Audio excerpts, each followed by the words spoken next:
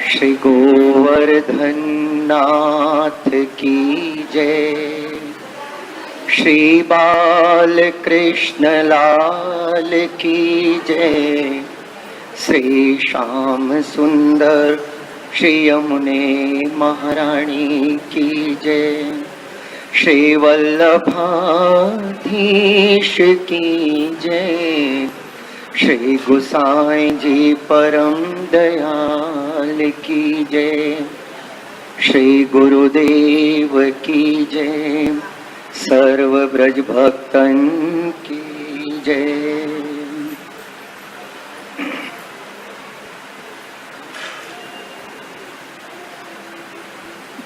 श्री सर्वोत्तम जी के रसपान में हरिदास वर्य श्री गिरिराज जी गोवर्धन प्रभु के चरण कमल में आए हुए सब महाप्रभु जी के कृपा पात्र वैष्णव, उन सबके हृदय में विराजमान श्रीमद आचार्य चरण श्री वल्लभाधीश श्री गोसाई जी,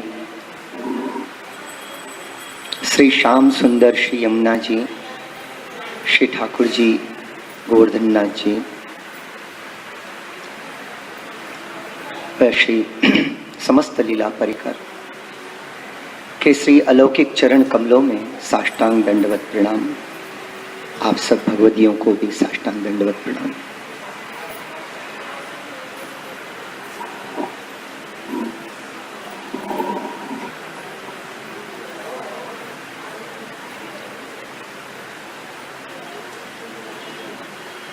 कल के प्रसंग में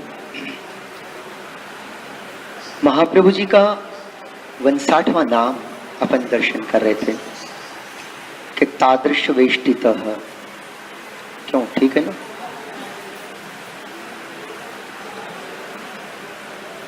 जैसे कि कल अपन माने इन भावों का विचार कर रहे थे कि वैष्णव के 4 स्वरूप, 4 स्टेजेस। वैष्णव तो एक ही है पर उनकी डेवलपमेंट होते होते 4 स्टेजेस होती हैं। दास से लेकर तादृशी की कक्षा तक। दास अपन सब जैसे ही ब्रह्म समन्वय में अपनी दास की अवस्था हो, फिर प्रेम से सेवा करते करते सेवा में जब प्रभु के सुख का विचार आने लगे तब अपने को लगता है आज ये कम ज्यादा हो रहा है तब अपने को लगता है कि थोड़ा सा सेवा में इंप्रूवमेंट हुआ और उस समय वो वैष्णव दास से सेवक की कक्षा में आ गया। प्रेम से सेवा करते करते जब प्रभु इतने प्रसन्न हो जाए और प्रभु अपने स्वरूपानंद का अनुभव कराने लग जाए, प्रभु जैसी हृदय में इच्छा हो ऐसे कुछ वैष्णव को अनुभव करा के मांगे, तब समझ लो कि उस समय उस सेवक से भगवती अवस्था पे पहुंचो। भगवती का अर्थ कल अपन ने देखा कि भगवान, भगवत माने प्रभु और ईय माने जैसा, भगवान जैसा। अब ऐसा होता है कि होते होते अब कहीं रुचि नहीं रहती, प्रभु की सेवा करते करते कहीं पर रुचि नहीं। अहरनिश ठाकुर जी याद आते रहे। धर्मी स्वरूप से प्रभु जब हृदय में प्रकट हो जाए,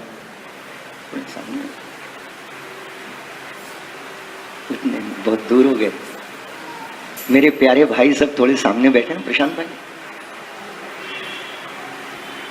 इंस्पिरेशन मिलता है, एनर्जी मिलती है भाई क्योंकि मुख्य वहां है हरिदाश्वरी श्री गिरिराज बाबा, और उन्हीं की कृपा से पहली तो कृपा आप पर बरस रही है, और आप जब कृपा करो तो आप में जो कृपा बरसी उसमें से थोड़ी कृपा इधर भी आवे।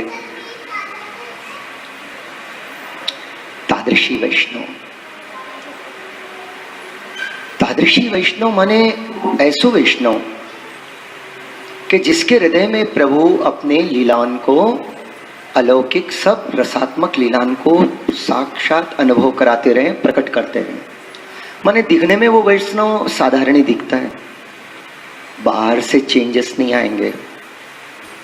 आपको लगेगा वैष्णव, और उसके बाद वो जब दास होता है तो कुछ उसका रूप अलग रहता है, जब वो सेवक बनेगा तो उसका रूप कुछ अलग हो जाएगा। अरे नहीं, दास से लेकर तादृशी तक रूप ऐसा ही रहता है, वो कोई चेंजेस नहीं आएंगे, लेकिन अंदर सब कुछ बदल जाएगा।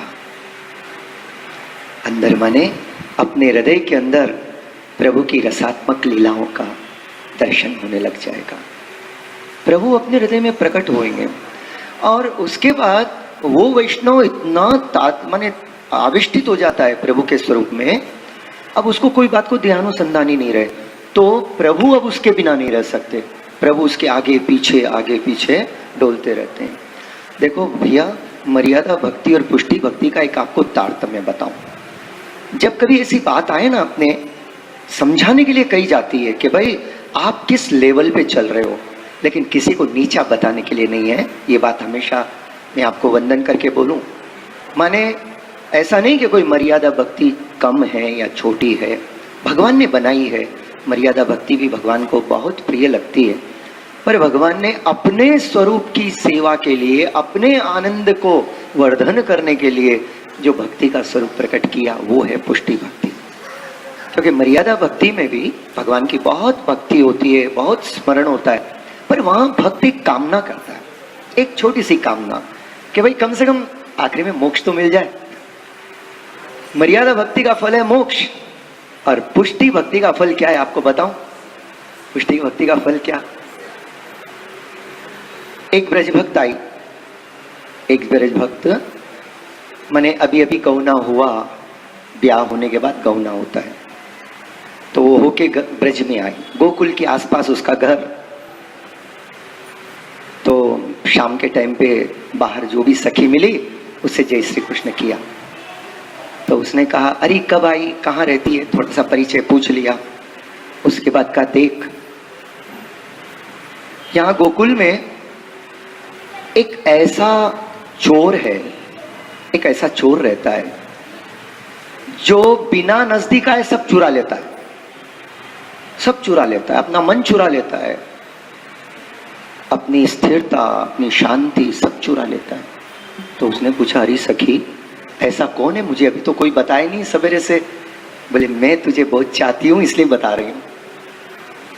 तो बोले ऐसे उसकी पहचान क्या? अरे पहचान तो ऐसा है, उसको अंधेरे में भी खड़ा कर दो तो कोई भी पहचान ले, इतना सुंदर, इतना चमचमाता है। बोले है मेघ श्याम, उस जैसा कोई नहीं, तमाल वृक्ष ऐसा उसका वर्ण, पर इतना प्यारा, इतना सुंदर। तो बोले सखी जब वो इतना प्यारा है, इतना सुंदर है, तो फिर वो क्या चुराएगा? उसके तो देखने में ही आनंद आवे। अरे ना, संभल के रहना। अगर तूने उसको देख लिया, अगर उसको देख लिया तो तेरा सर्वस्व हरण हो जाएगा, तेरा मन वो चुरा के लेके चले जाएगा। देखने से ऐसा होगा। तो बोले क्या करूं भाई, वो तो नई है ना, तो उसको शिक्षा दे रही थी। ये भी प्रेम से भरी हुई गोपी थी, अपना अनुभव था उसका। उसने कहा तो एक काम करना कि वो जब आवे तो बड़ा घूंघट डाल लेना, अपने मुख पर घूंघट कर लेना, घूंघट कर लेगी तो दिखेगा नहीं। बोले अच्छा ऐसे कर लूंगी, तो फिर तो चुराएगा नहीं ना कछु भी। अरे नहीं, बोले उसके बाद वो क्या करता है, वो पास में आके मधुर मधुर वचनों से कुछ अपने मधुर वचन कहेगो। तो उस समय भी तू सावधान रही हो, उसके कोई वचन मत सुनी हो। तो उसने कहा सखी फिर क्या करूं? तो बोले कान में उंगली डाल लेना।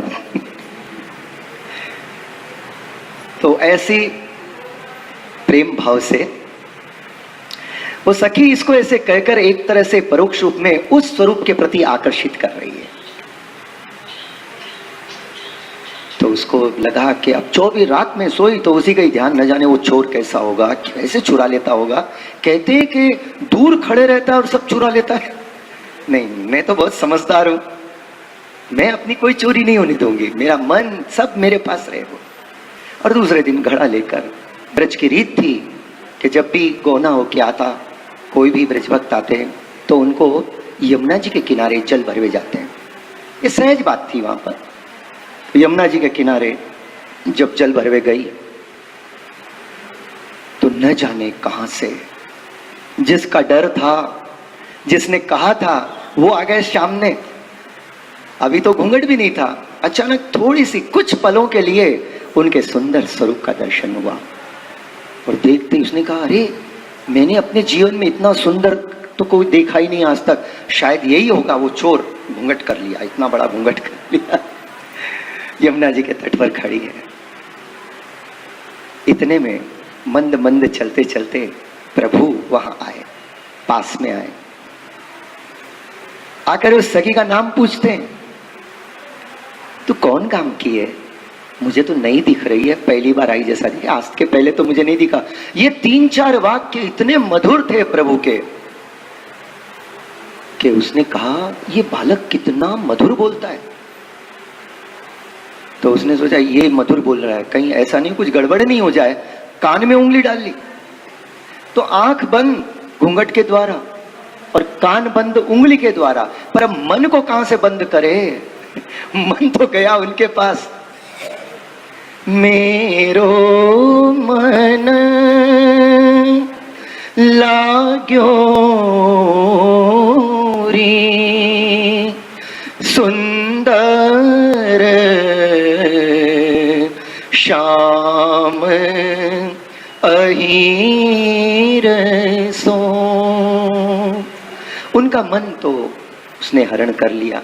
उसने देखा, अरे मैंने तो उसको देखा भी नहीं है, घूंघट भी कर लिया, कानों में उसके शब्द भी नहीं जा रहे, पर अब ये मन कैसा मेरे पास नहीं है, मन कैसे चले गया? फिर उसको विचार आया कि जिसके दर्शन करने के लिए लोग न जाने कहां कहां से आते हैं और उसके दर्शन करते हैं, और वो सामने से चल के आ रहा है मुझे दर्शन, मेरे दर्शन करने के लिए, मुझे दर्शन देने के लिए। तो इतनी कृपा जब इस स्वरूप ने की, तो मैं जब कोई आवे तो उनको कुछ भेंट करी जावे।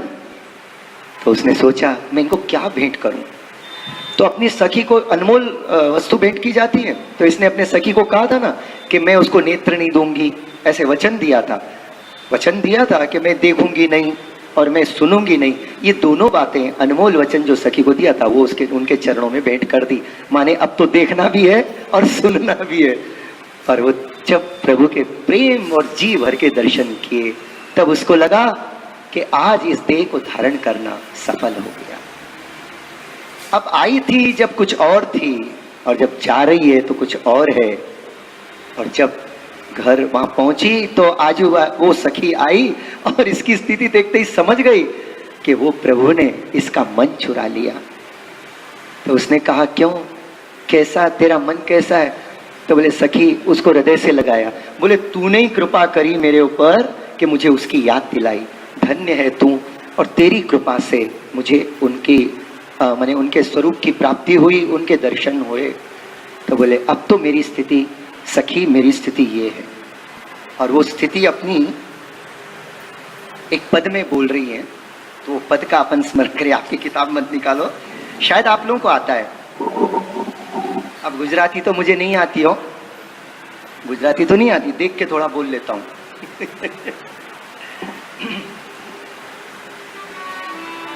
वो सखी जिसका मन प्रभु ने चुरा लिया,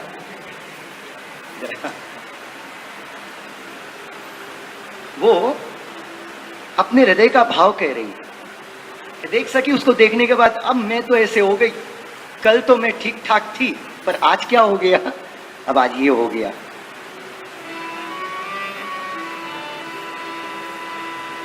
जोता है यूं मारू हर खाए निरखता, लोचनिया ललचाय एवो रूप रसियानु।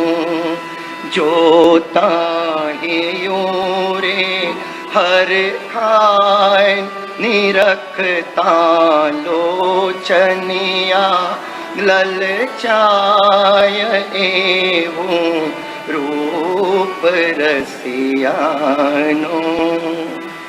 भरवा गई थी पानी, जोतानंद कुंवर ने लोभाणी। मैं तो भरवा गई थी पानी, જોતાનંદ કુંવરને લોભાણી, જોતા ધીરજ ખૂટી જાય, એવું રૂપ રસિયાનો. જોતા ધીરજ ખૂટી જાય, એવું રૂપ રસિયાનો. મા પાલવ મારો ઝાલ્યો, એના હાથે એ બીટલાયો. પાલવ મારો ઝાલ્યો, એના હાથે એ બીટલાયો. તોય એને કાંઈ ના કહેવાય, તોય એને કાંઈ ના કહેવાય, એવું રૂપ રસિયાનો. જોતા હૈયું રે હરખાય, નિરખતા લોચનિયા લલચાય, એવું રૂપ રસિયાનો. મારી પ્રેમ કટારી તોય લાગે પ્યારી પ્યારી મોએ. મારી પ્રેમ કટારી તોય લાગે પ્યારી પ્યારી મોએ. મુખડું મધુર મધુર મલકાય, મુખડું મધુર મધુર મલકાય, એવું રૂપ રસિયાનો. મુખડું મલકાય, મુખડું મધુર મધુર મલકાય, એવું રૂપ રસિયાનો. અબ સાસરિયો ના સોહાય, મારે પિયર ના રહેવાય. સાસરિયો ના સોહાય, મારે પિયર ના રહેવાય. મન હરિયો નંદ કુમાર, એવું રૂપ રસિયાનો. મન હરિયો નંદ કુમાર, એવું રૂપ રસિયાનો. રસિક પ્રીતમને કરતી હું તો છાની છાની વિનતી.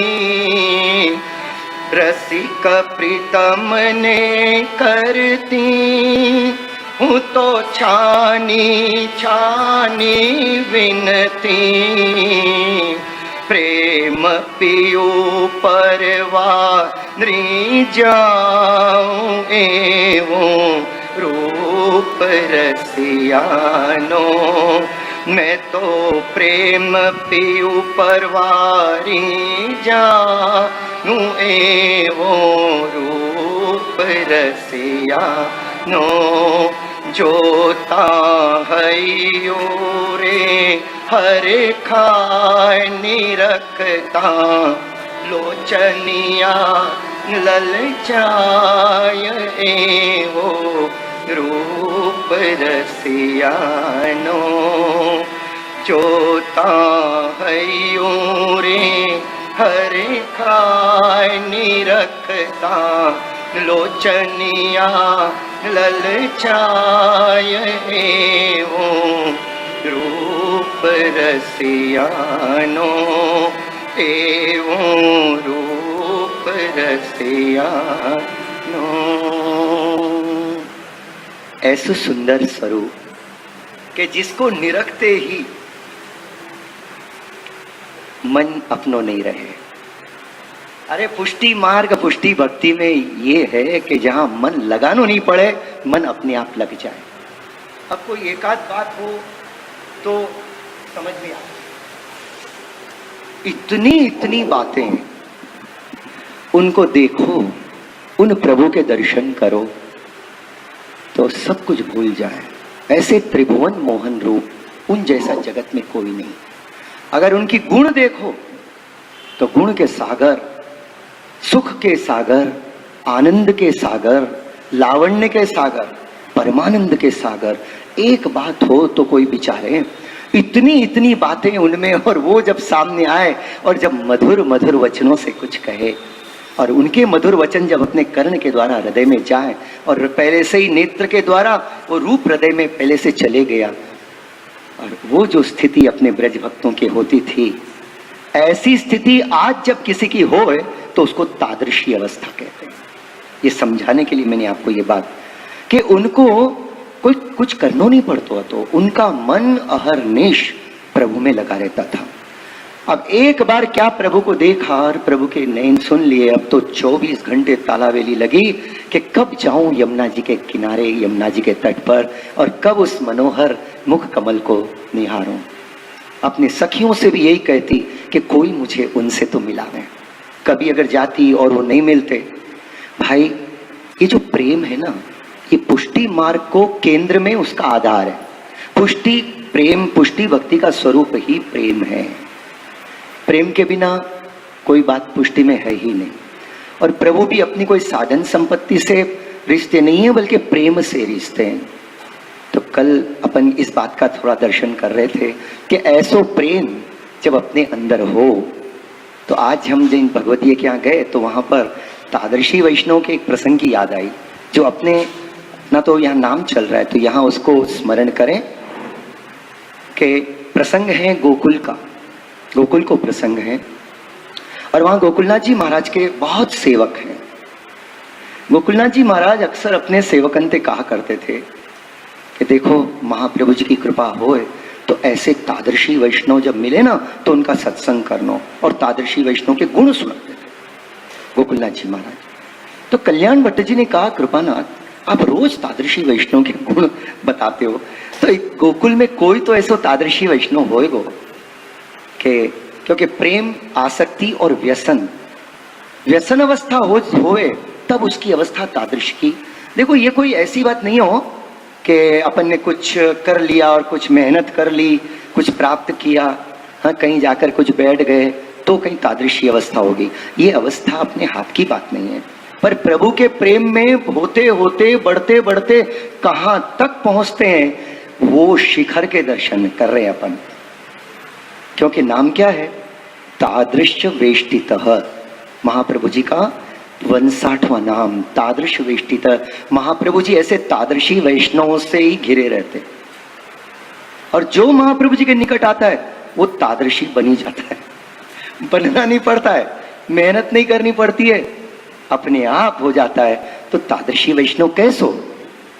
तो गोकुलनाथ जी महाराज ने अपने माने जब कल्याण भट्ट जी पूछते थे कि कोई तो ऐसो तादृशी वैष्णव आप हमको दर्शन कराओ, तो गोकुलनाथ जी महाराज करते, समय आने पर हम आपको दर्शन कराएंगे, ऐसे कहते थे। और जब एक बार गोकुलनाथ जी के प्राकट्य का महोत्सव, जन्मोत्सव मना रहे हैं श्री गोकुलनाथ जी, पूरे गोकुल काम के वैष्णवन को सबको निमंत्रण दिया, भाई आज तो हमारे यहाँ प्रसाद लेना, आप सबको बुला।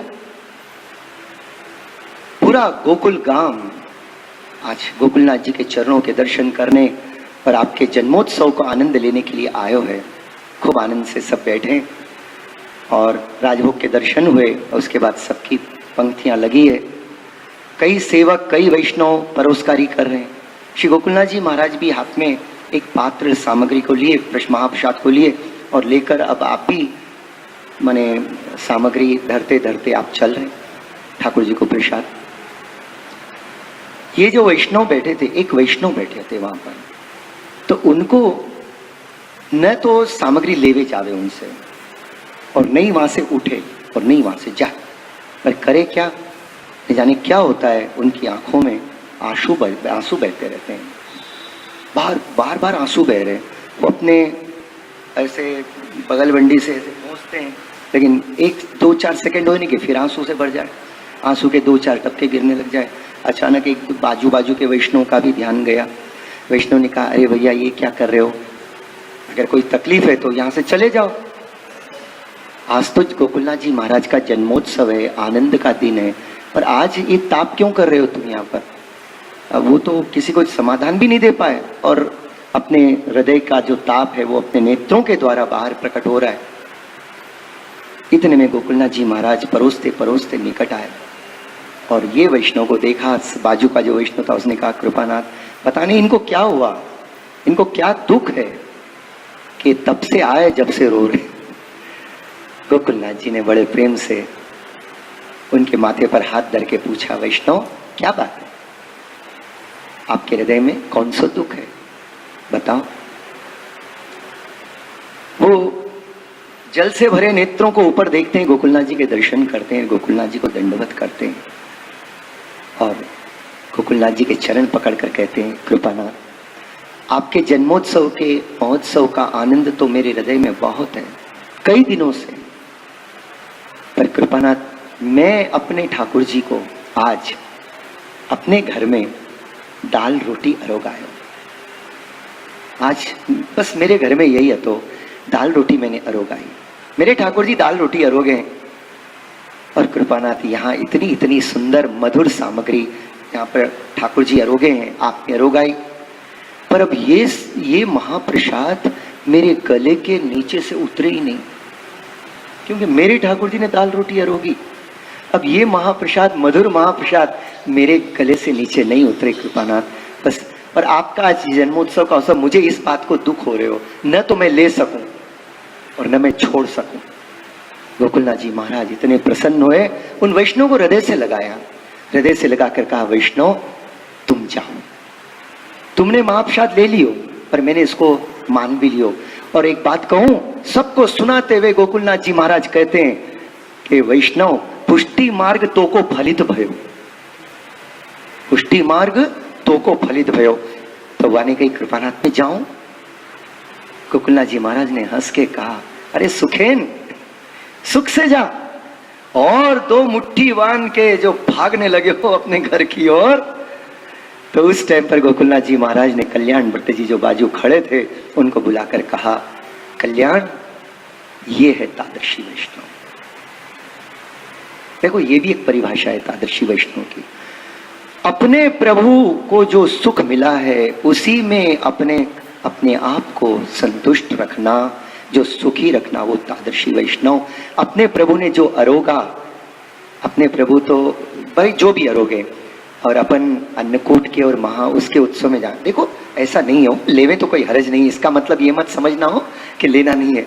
आप अपने घर में भी ठाकुर जी को अरोगाओ और बाहर भी लो, लेकिन वो एक वार्ता, बाकी मैं बात बता रहा हूँ कि उनको लगा कि मेरी ठाकुर जी तो आज केवल फीकी दाल और रोटी अरोगे, ज्वार की रोटी या बाजरे की रोटी अरोगे, और यहाँ ऐसी सरस घी से युक्त और मधुराधिपति ऐसे मधुर मधुर सामग्री मैं कैसे लूं, और ले भी नहीं सके, उनके कंठ उनके गले के नीचे भी नहीं उतरे। ऐसा ये जो गृहस्थित अपनी सेवा को प्रकार है, उसमें अपने घर में विराजमान निकुंज नायक श्रीनाथ जी से इतनो प्रेम कि जो अपने प्रभु अरोगे वही अपने को लेनो, और बाकी कहीं अपन जाएं तो कण का महाप्रसाद लेके मस्तक पे चढ़ा के स्वाद लिए बिना ले लेनो, क्योंकि ठाकुर जी का महाप्रसाद है, उसका तो सम्मान करना ही पड़ता है। तादृशी वैष्णव का मतलब ये है जो अपने प्रभु के सुख में हमेशा तत्पर है। इस प्रसंग से ये बात अपने हृदय में आती है कि जो अपने प्रभु के सुख में सुखी है, और मेरे प्रभु आज अगर ये सुख को प्राप्त नहीं कर रहे ये सामग्री के रूप में, तो फिर वो सामग्री महाप्रसाद के रूप में मैं कैसे लूं। घर में पिस्ता की बर्फी नहीं अरोगाई, और किसी वैष्णव ने अरोगाई और वो लेके आयो, अब क्या करें। देखो महाप्रसाद है, वैष्णव बड़े भाव से लेके आए, पर आपको लगता है कि आज मैंने पिस्ता की बर्फी मेरे ठाकुर जी को नहीं अरोगाई, हो सकता है मैं 1-2 दिन में अरोगाऊं, तो आप वो पिस्ता की बर्फी लेके मस्तक पे चढ़ाए और उसमें से एक कणिका अगर आपने मुख में रख लिया, जिसका कोई स्वाद भी नहीं आपको अनुभव होगा, वो तो केवल महाप्रसाद का सम्मान, और उसके बाद उसको ले जाके घर में रखा और फिर एक 25 ग्राम पिस्ता लिए सुरेश भाई की दुकान में से जाते जाते और दूसरे दिन एक 4 ही बर्फी बनाओ पिस्ता की और ठाकुर जी को अरोगाओ, और अपने ठाकुर जी अरोगे, फिर वो वैष्णव ने जो आपको प्रसाद दिया, अपने राज जब आप प्रसाद लो तो अपने घर में ठाकुर जी अरोगे वो भी लो, और वैष्णव ने दिया वो भी लो। ये भाई प्रेम की बात है, क्यों होता है? तो ऐसे तादृशी वैष्णव माने जिनको प्रभु के सुख में ही परम सुख है। अब ये तो भाई पुष्टि मार्ग की बात है, जहां प्रेम होता है प्रभु के अंदर, जहां प्रभु ऋणी हुए हैं। प्रभु ने कहा है कि ब्रज भक्तों, जैसे तुमने मेरी सेवा की और 11 वर्ष 52 दिन तक जैसा स्नेह किया, ऐसी सेवा और ऐसा स्नेह न कोई आज तक किया न कोई आगे करेंगे। ऐसो ये अलौकिक जो पुष्टि मार्ग जिसकी बलिहारी है आज प्रकट है, और अपन सब उसी पुष्टि मार्ग पर चल रहे हैं।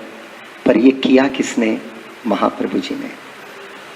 तो ऐसे महाप्रभु जी अकेले नहीं रहते हैं, महाप्रभु जी ऐसे तादृशी वैष्णव। तादृशी वैष्णव का और एक अर्थ होता है, ता माने ठाकुर जी, सदृश्य माने उन जैसा, प्रभु जैसा। तो उस वैष्णव में प्रभु के धर्म, ऐश्वर्य, वीर्य, यश, ज्ञान और वैराग्य आदि गुण उसमें प्रकट हो जाते हैं, पर समय समय पर एक एक गुण बाहर प्रकट होता है। प्रभु के सब गुण उसमें प्रकट हो जाते हैं। प्रभु में और उसमें वैसे कोई भेद नहीं रहता है, पर वो प्रभु जैसी लीला नहीं करता है पर उसमें सामर्थ्य ऐसी आ जाती है। ऐसे कई प्रसंग अपने को 84-200 वैष्णव में मिलते हैं।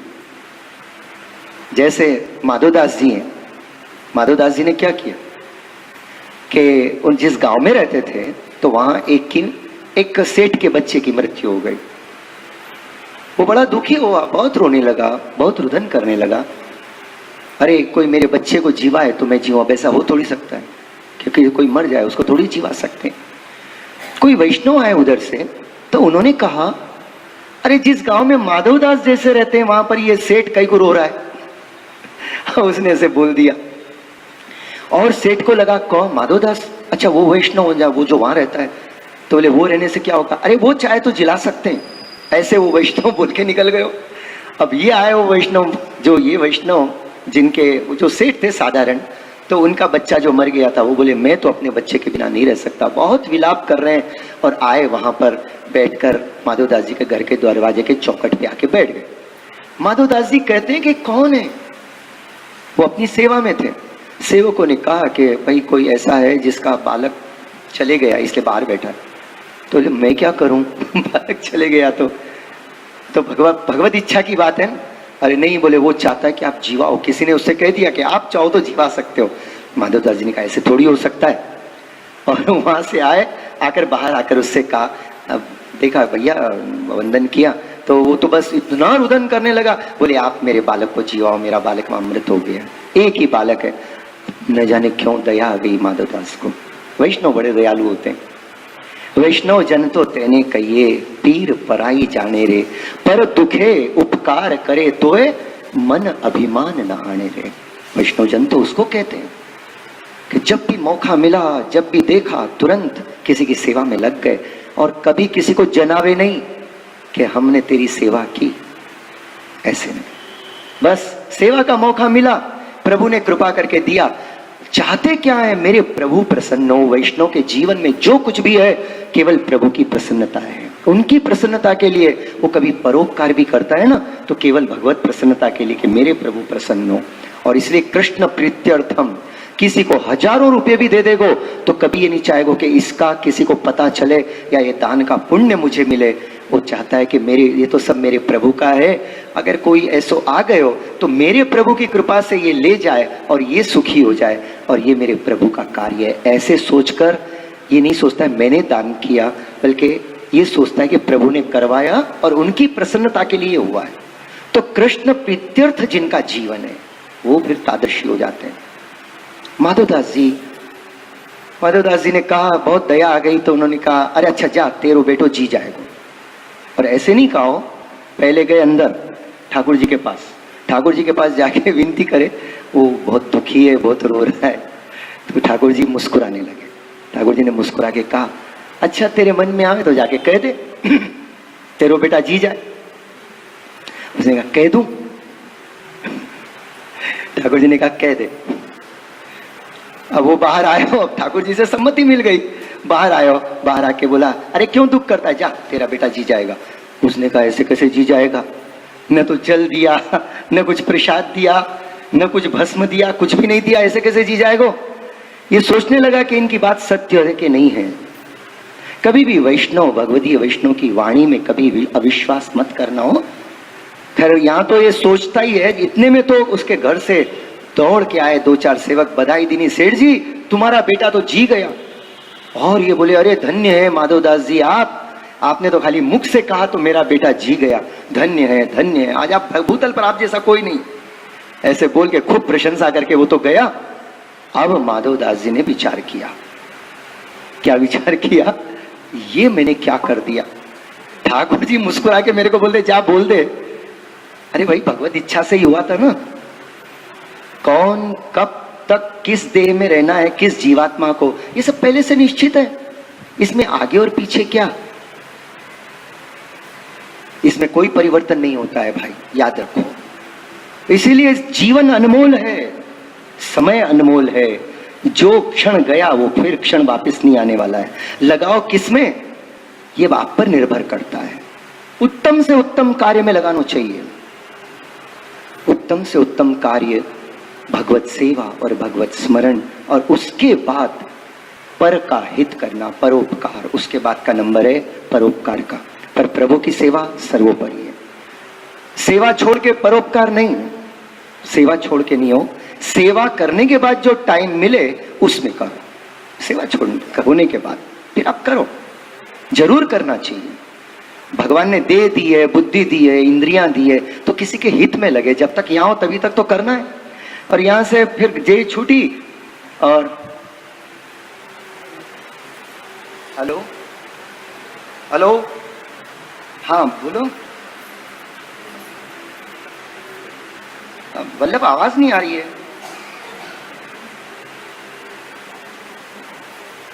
हेलो,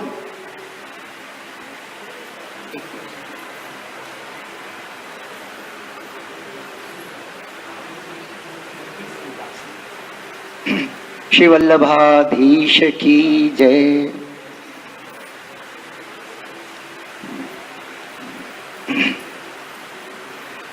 श्री गोवर्धन नाथ की जय। माधवदास जी ने विचार किया, ये मैंने क्या किया। अब क्या होगा गांव में, किसी की देह छूटी तो अब लोग जैसे यहाँ कहाँ जाते हैं आप लोगों को मालूम है, कई को नाम स्मरण करूं मैं 5 घंटे 8 घंटे 10 घंटे, उसके बाद अपनी देह को कहीं लेके चले आते हैं ना। तो बोले अब गांव में कोई भी गया तो वहां नहीं जाएंगे फला जगह, वो सब आएंगे मेरे यहाँ चौकट के ऊपर। और अब मेरे ठाकुर जी को अब दूसरा कोई काम नहीं है, जिसकी देह छूटे उसको फिर जीवित करो। ये तो मैंने बहुत परिश्रम में डाल दिया अपने प्रभु को, और रातों रात अपरस में करके झांपी जी में ठाकुर जी को पधराए। और वो माधव भट्ट जो है वहां से कहाँ चले गए किसी को पता नहीं चला, माधव भट्ट कश्मीरी। और वो वहां पर महाप्रभु जी के चरण में आए। और उसके बाद वो हमेशा सुबोधनी जी, महाप्रभु जी की जब तक आज्ञा रही तब तक सुबोधनी जी लिखते रहे। और जब तक माधवदास जी रहे तब तक ही सुबोधिनी जी रही। उतनी ही सुबोधिनी जी प्रकट हुई जब महाप्रभु जी ने 3 बार महाप्रभु जी को ठाकुर जी ने आज्ञा करी कि श्री वल्लभ अब आप आओ, अब हमारो मन नहीं लगे आपके बिना। देखो लीलात्मक बात है वो। तो उस समय महाप्रभु जी ऐसे सुबोधिनी जी पर इतने तत्पर हैं कि श्रीमद् भागवत जी के पहले स्कंद से लेकर तीसरे स्कंद पर जब किया और प्रथम आज्ञा हुई है तो तुरंत महाप्रभु जी ने तीसरे स्कंद के बाद दशम स्कंद प्रारंभ किया। दशम स्कंद पूर्वार्ध और उत्तरार्ध हुआ, और उसके बाद जैसे ही एकादश स्कंद प्रारंभ हुआ उसके 4 अध्याय पर सुबोधिनी जी हुई। प्रभु की तीसरी आज्ञा पुनः मधुवन में हुई कि वल्लभ आप आओ। और उसके बाद का तो प्रसंग अपन जानते हैं, काशी में आसुर व्यामोह लीला श्री आचार्य चरण ने करी है। 3 बार आपने आज्ञा करी, और जब दो बार नहीं सुनी, तीसरी बार करी, ठाकुर जी ने विचार किया कि महाप्रभु जी अभी भी दैवी जीवों पर कृपा करने के लिए शायद पूरा 11वां और 12वां स्कंद करें, तो इसलिए अब एक लीला क्या करी, जो माधव भट्ट कश्मीरी थे उनको लीला में बुला लिया। लिखने वाले वही थे। कैसा लिखते थे मालूम है? महाप्रभु जी साथ चलते थे और वो रास्ते पर पीठ कर कर महाप्रभु जी के मुख कमल के दर्शन करते करते महाप्रभु जी बोलते रहते थे और वो लिखते रहते थे। ऐसे सुबोधन जी प्रकट हुई मेरे भाई बहन वैष्णव, ऐसी अलौकिक, इतनी इतनी वैष्णव ने कृपा करी है, सेवा करी है। महाप्रभु जी ने इतने ग्रंथ प्रकट किए हैं, ग्रंथों के सागर है अपने पास। पर आज मैंने कहा ना कि आज स्थिति ये है, अगर हम 100 वैष्णव की परीक्षा लेते हो, कहें कि भैया जरा बताओ कि षोडश ग्रंथ किस क्रम में आते हैं, ज्यादा दूसरा बड़ा प्रश्न नहीं, तो इवन मैं भी ऐसा ही हूं, मेरी भी ये स्थिति है, मैं दूसरों को नहीं बोलता हूं, इसीलिए तो मेरे को मालूम है।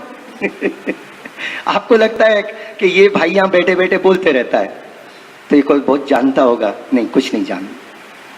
मेरी भी खुद की यही स्थिति है, बहुत समय तक ऐसी स्थिति रही। तब मुझे लगा कि महाप्रभु जी ने इतनों कियो अपने लिए, और शायद उस पर अपना कभी ध्यान ही नहीं गया है, और अपन संसार के प्रपंच में ही डूबे हैं। जिसको देखो कभी किसी कोई ना कोई बात की दुख, कोई ना कोई बात का उद्वेग, कोई ना कोई बात का क्लेश, कोई ना कोई बात की चिंता अपने मन में लगी रहती है। कहां तो वैष्णव का स्वरूप ऐसा होना चाहिए कि जैसे श्री विठ्ठलनाथ बसत जिए जाके, ताकि रीत प्रीत छवि न्यारी, प्रफुल्लित वदन कांति करुणा में, नयनन में झलके गिरधारी। वैष्णव के नयन में प्रभु का प्रेम झलकता है, वैष्णव के हृदय में प्रभु का स्वरूप झलकता है, वैष्णव की वाणी में प्रभु का रस झलकता है, वैष्णव के कान भगवत लीला के श्रवण करने के लिए, भगवत नाम के श्रवण करने के लिए। ऐसी अवस्था जो प्रभु के स्मरण के बिना, प्रभु के दर्शन के बिना, प्रभु को याद किए बिना एक पल नहीं रह सके, वो तादृशी वैष्णव। महाप्रभु जी ऐसे तादृशी वैष्णवों से आवेष्टित रहते थे। महाप्रभु जी के आजू बाजू हमेशा ऐसे तादृशी वैष्णव रहते हैं। और महाप्रभु जी ने आज्ञा करी, वैष्णव को आज्ञा करी है सबको कि निवेदनम तु स्मर्तव्यम सर्वथा तादर्शे जने। सर्वथा जो तादर्शी जन है, घंटे आधे घंटे के लिए नहीं। इस समय अपन महाप्रभु जी के स्वरूप का चिंतन करते करते, अभी अपन तो साधारण ही है, पर अपनी जो मन की अवस्था है वो महाप्रभु जी के रस में ओतप्रोत है। अभी आप में एक आवेश है, और वो है श्री वल्लभ को आवेश। इस समय तादृशी अवस्था ही है। पर ऐसे आधा घंटा 1 घंटा ठीक है, आपके सबके चरणों में और उसकी रज को मैं मस्तक पे चढ़ाऊं वंदन, क्योंकि अभी इस समय आपकी अवस्था वही है। और मुझे तो वो सुख मिल रहा है, यहाँ हरिराय, यहाँ श्री गिरिराज बाबा, और फिर आप सब भगवती है, और आप में अभी इस समय महाप्रभु जी का अलौकिक आवेश, रसपूर्ण आवेश। कहने से भी आवेश आता है, सुनने से भी आवेश आता है, पर मेरे भाई बहन, कहने वाले से ज्यादा सुनने वाले में आवेश आता है।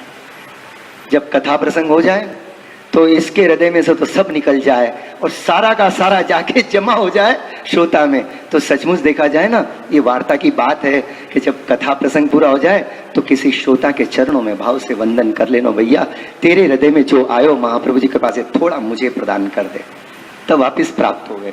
नहीं तो सब प्रकट किए रस जाए। अपने यहाँ बार बार प्रकट करने की बात नहीं है, हृदय में पधराने की बात है। तो महाप्रभु जी के संग दामोदर दास जी हरसानी, दमला जी, पद्मनाभ दास जी मेघन, कृष्णदास जी मेघन, पद्मनाभ दास जी, कृष्णदास जी, ऐसे सेठ पुरुषोत्तम दास जी, हाँ, जब कभी महाप्रभु जी कहीं पधारते हैं तो आपके संग हमेशा ऐसे वैष्णव आवेष्टित रहते हैं। अष्ट सखा हमेशा आपके आजू बाजू रहते हैं। अधिकतर जब महाप्रभु जी गोकुल में या जतिपुरा में विराजते हैं, क्योंकि सबको ठाकुर जी की सेवा दी है आपने, तो ऐसे तादृशी वैष्णव से महाप्रभु जी हमेशा आवेष्टित रहते हैं। तो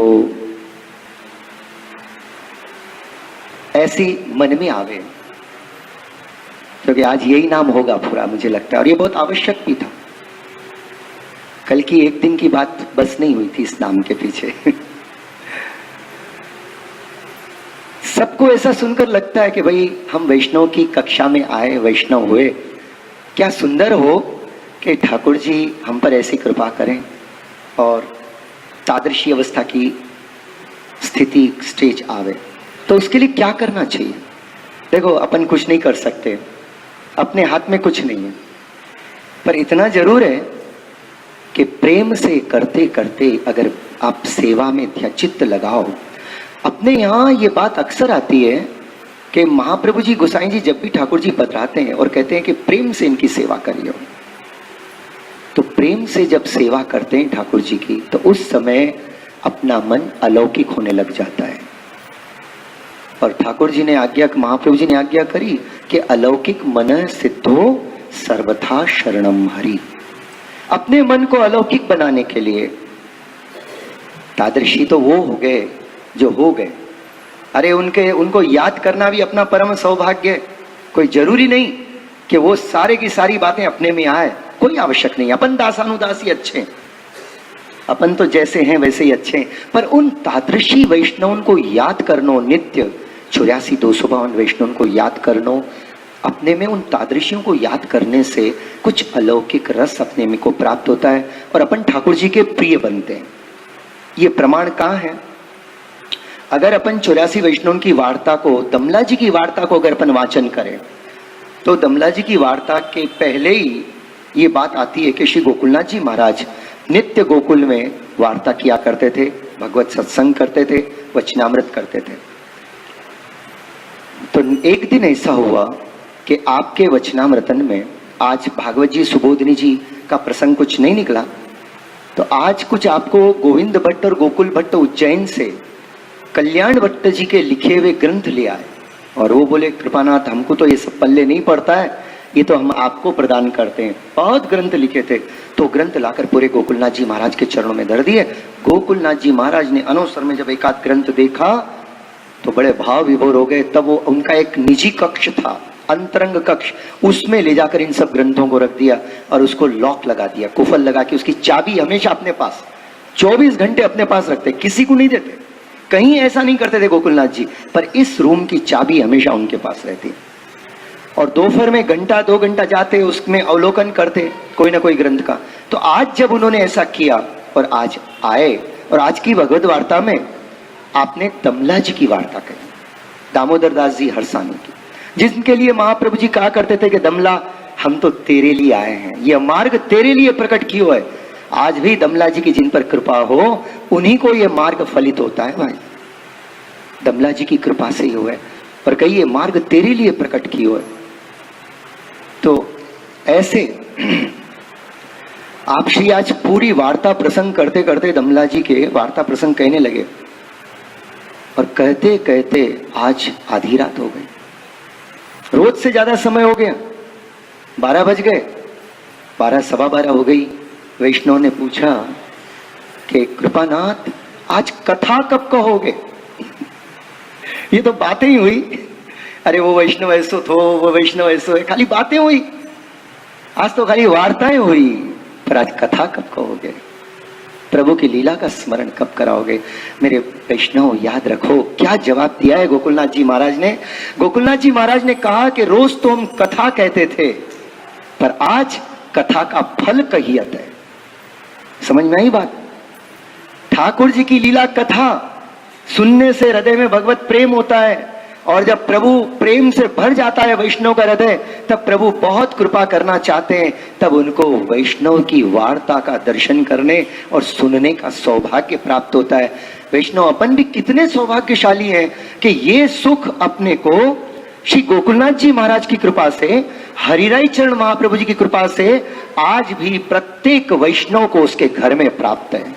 देखो, ये 2 अलौकिक निधि अपने घर में विराज रही हैं, एक तो अपने सेव्य स्वरूप प्रभु, और दूसरे ये 84,252 वैष्णव जिनके आगे ठाकुर जी आगे पीछे इधर उधर नाचते रहते थे। कभी उनको छोड़ के कभी प्रभु बाहर नहीं जाए, दुनिया होगी बहुत बड़ी, प्रभु न जाने क्या क्या लीलाएं करते रहते हैं, लेकिन जब इन वैष्णव के साथ रहते और इन ब्रज भक्तों के साथ रहते, तब ब्रज भक्त क्या कहते थी? वो ब्रज भक्त कहती, अरे श्याम सुंदर थोड़ा तो हमको हमारा काम करने दो, रसोई करने जाती है तुम्हारी याद आ जाती है, और जब तुम्हारी याद आती है तो आंखन में ते पानी जावे, और पानी जाए तो चूल्हा बुझ जाए। अरे हम रसोई नहीं कर सकती, वो हम सासू जी गुस्से में आएगी। और ऐसे भाव से वो ब्रज भक्त, तादृशी वैष्णव माने ब्रज भक्तों के भाव वालो वैष्णव। और ब्रज भक्तों का भाव कैसा? शाम लग्यो संग डोले माई मेरो, शाम लग्यो संग डोले, जित जाऊं तीत आड़ोई आवे, बिना बुलाए बोले माई मेरो, शाम लग्यो संग डोले। अरे वो कहती है कि मैं तो उनसे कहती हूं जरा थोड़ी देर हमको काम करने दो, पर वो ऐसो है कि पीछे पीछे डोलतो रहे, मायरी शाम लग्यो संग डोले। अब ठाकुर जी को कोई काम धंधो नहीं है तो का, कि कुछ काम ही नहीं है क्या? इन भक्तों के, ब्रज भक्तों के पीछे डोलते फिरते हैं प्रभु। विचार करो कि क्या होगा इनके अंदर जिन्होंने प्रभु को ऐसा वश में कर लिया। यही है पुष्टि मार्ग की भक्ति, प्रेम लक्षणा भक्ति, जहां प्रभु को सुख, सारा जगत प्रभु से सुख प्राप्त करने की कामना करता है, और वहीं एक पुष्टि भक्त माने महाप्रभु जी का सेवक जाकर प्रभु से सामने जाकर दंडवत करके कहता है, प्रभु बताओ आपको किस बात में प्रसन्नता है और आपके सुख के लिए मैं क्या करूं। वैष्णव सही देखा जाए तो ऐसे उसी को तादृशी वैष्णव कहें। ये अपने ब्रज भक्तों का स्वरूप है। तो आज अपन भगवत वार्ता में इन ब्रज भक्तों को अपन वंदन करें और उनके चरण रज को वंदन करें। अहो वंदे नंद ब्रज स्त्री नाम पाद रेणुम अभीक्ष्णश, यासाम हरि कथोद्गीतम पुनाति भुवनत्रयम्। श्री गोवर्धन नाथ की जय। श्री वल्लभाधि